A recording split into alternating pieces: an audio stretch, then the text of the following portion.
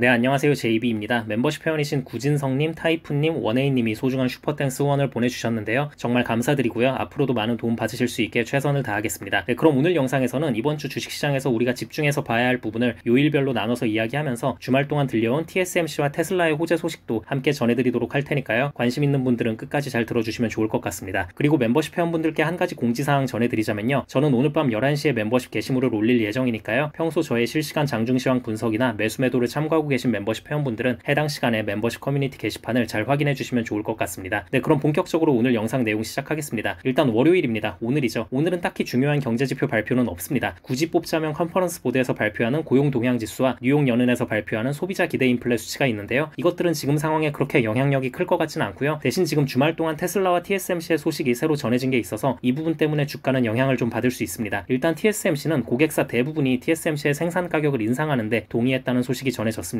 이미 엔비디아 CEO 젠슨 왕이 TSMC의 가격 인상에 힘을 실어주는 입장을 공개적으로 밝힌 상태였고 나머지 기업들이 어떻게 나올지가 시장의 관심사 중 하나였는데요. 이번에 다른 고객사들도 대부분 동의했다는 소식이 전해졌습니다. 역시 TSMC 말고는 대안이 없기 때문에 그냥 올리면 올리는 대로 받아들일 수밖에 없는 거겠죠. 그래서 아무튼 내년엔 TSMC의 매출 총이익률이 55.1%로 상승할 것 같고요. 2026년에는 무려 59.3%까지 오를 것으로 예상되는 상황이라고 합니다. 그리고 또 주요 고객사인 애플, 엔비디아, 퀄컴, AMD가 TSMC의 3나노 제품군 프로세스 용량을 매우 적극적으로 이미 계약한 상태고요. 내후년까지 줄 서서 기다리고 있는 고객사들이 꽉 차 있다고 합니다. 역시 TSMC의 위력이 다시 한번 입증된 소식이라고 볼 수 있고요. 아마 이 소식 덕분에 오늘 반도체 섹터 분위기는 괜찮지 않을까라는 기대를 해볼 만한 것 같습니다. 그리고 테슬라도 좋은 소식이 전해졌습니다. 사실 이번 테슬라 소식은 TSMC 소식처럼 실적에 직접적으로 연관성이 있는 소식은 아닐 수도 있는데요. 그래도 간접적으로 현재 테슬라의 상황을 충분히 긍정적으로 유추해 볼 수 있는 소식이 나왔습니다. 중국에 있는 테슬라의 메가팩 에너지 저장 사업부에서 새로운 인력들을 지금 급하게 고용하고 있다는 건데요. 급여도 상당히 많이 준다고 합니다. 쉽게 예를 들자면 CATL에서 일하는 직원들이 받는 급여의 두세 배를 주는 조건까지 내걸면서 지금 급하게 인력을 모집하고 있다고 하는데요. 이번에 테슬라가 2분기 인도량을 발표하고 주가가 폭등할 수 있었던 중요한 부분 중에 하나가 에너지 사업부에서 엄청난 성장세를 보여줬기 때문이었잖아요. 그래서 시장이 지금 테슬라의 에너지 사업을 전기차 사업만큼이나 굉장히 집중해서 보고 있는 상황인데요. 근데 이런 상황에 이렇게 직원을 급하게 더 모집하고 있다는 건 앞으로도 사업이 계속 더 성공적으로 진행될 수 있음을 암시하기 때문에 오늘 호재로 작용할 확률이 높을 것 같습니다. 네, 그리고 내일 화요일에는 전미자영업연맹에서 발표하는 소기업 낙관지수와 레드북 소매 판매지수 발표가 예정되어 있습니다. 참고로 이번에 발표하는 소기업 낙관지수 예상치를 보면 팬데믹 이후 가장 낮은 수치에 머물러 있다는 점 참고하고 계시면 좋을 것 같고요. 또 같은 날 파월의 상원 청문회가 예정되어 있습니다. 파월은 얼마 전 유럽 중앙은행이 주최한 공식 행사에서 인플레에 대해 비둘기파적인 발언을 쏟아냈었고 또 지난주 금요일에 나온 고용보고서도 인플레에 우호적으로 나왔기 때문에 이번에도 적당히 말을 잘 해줄 것 같고요. 또 상원은 지금 민주당이 잡고 있기 때문에 막 그렇게 매서운 질문 공세가 나올 것 같지는 않습니다. 그리고 같은 시각 옐런 재무장관의 연설도 예정되어 있다는 점 알고 계시면 좋을 것 같고요. 또 이날은 1년물과 3년물 국채 입찰이 예정되어 있는데요. 단기물이기도 하고 그 이전에 파월과 옐런이 최대한 채권에 유리하게끔 말을 잘 해줄 것 같기 때문에 크게 걱정은 안 해도 될 것 같습니다. 네, 그리고 수요일엔 중국의 소비자 물가지수와 생산자 물가지수 발표가 있습니다. 이제는 중국이 미국과 많이 디커플링 된 듯한 모습을 많이 보여주고는 있지만 그래도 저런 발표가 있다는 걸 참고는 하고 계시면 좋습니다. 그리고 이날도 역시나 파월의 청문회가 있는데요. 하원에서 있습니다. 상원과 달리 하원은 공화당이 잡고 있고요. 또 하원의 역할 자체가 세금이나 예산을 집행하는 한마디로 민생과 직접적으로 닿아 있는 곳이기 때문에 파월에게 질문이 좀 강하게 쏟아질 확률이 있습니다. 화요일과는 좀 다른 분위기가 펼쳐질 수도 있다는 점 참고하고 계시면 좋을 것 같고요. 또 새벽에는 10년물 국채 입찰이 예정되어 있습니다. 10년물은 장기 채권의 벤치마크로 쓰이기 때문에 시장에서 가장 주목하는 국채 입찰이죠. 이건 당장 제가 뭐라고 예상을 말하긴 힘들 것 같고요. 당일에 돌아가는 상황을 좀 더 봐야 할 것 같습니다. 네, 그리고 목요일엔 CPI 소비자 물가지수 발표가 있습니다. 이번 주에 발표하는 경제 지표 중에 가장 중요한 지표입니다. 또 여기에 30년물 국채 입찰도 예정되어 있는데요. 뻔한 소리겠지만 30년물 국채 입찰은 CPI가 좋게 나오면 좋게 끝날 것이고 안 좋게 나오면 안 좋게 끝날 확률이 높다고 알고 계시면 되고요. 이번 CPI를 바라보는 월가의 시선을 말씀드려 보자면요. 이번에는 예상치를 살짝 상회할 수도 있다는 전망이 좀 나오고 있습니다. 일단 작년 이맘때쯤 인플레가 낮았었기 때문에 더 이상 극적인 기저효과를 보기 힘들 것이라는 부분이 있고요. 또 지난달 CPI에선 교통 서비스가 매우 많이 빠진 부분이 인플레의 호재로 작용할 수 있었는데요. 과연 이번 달에도 연달아서 그렇게 교통 쪽에서 많은 하락을 기대해 볼 수 있을까? 두 달 연속은 좀 힘들지 않을까? 라는 걱정을 시장에선 하고 있다는 점 참고하고 계시면 좋을 것 같습니다. 네, 그리고 금요일도 중요합니다. 왜냐면 본격적으로 실적 시즌이 개막을 하거든요. 그리고 늘 그렇듯 은행주가 그 스타트를 끊습니다. 금요일엔 JP모건, 웰스파고, 시티그룹의 실적이 예정되어 있는데요. 그동안 이번 은행주의 실적이 좋을 것 같다는 정황이 여기저기서 많이 발견됐었기 때문에 저는 개인적으로 기대를 좀 하고 있습니다. 그리고 또 은행주가 실적 스타트를 제대로 못 끊고 무너져 버리면 반도체나 기술주에도 좋을 게 없기 때문에 제발 잘 나와줬으면 좋겠네요. 네, 그럼 이번 주는 큰 틀에선 이 정도 참고하고 계시면 될 것 같고요. 저는 영상 초반에 말씀드렸다시피 오늘 밤 11시에 멤버십 게시 게시물을 올리도록 할 테니까요. 평소 저의 실시간 장중 시황 분석과 매수 매도를 참고하고 계신 멤버십 회원분들은 11시에 멤버십 커뮤니티 게시판을 잘 확인해 주시면 좋을 것 같습니다. 그럼 구독자분들 모두 좋은 하루 보내시고요. 멤버십 회원분들은 오늘 밤에 미국장 시작하면 그때 또 다시 뵙겠습니다. 감사합니다.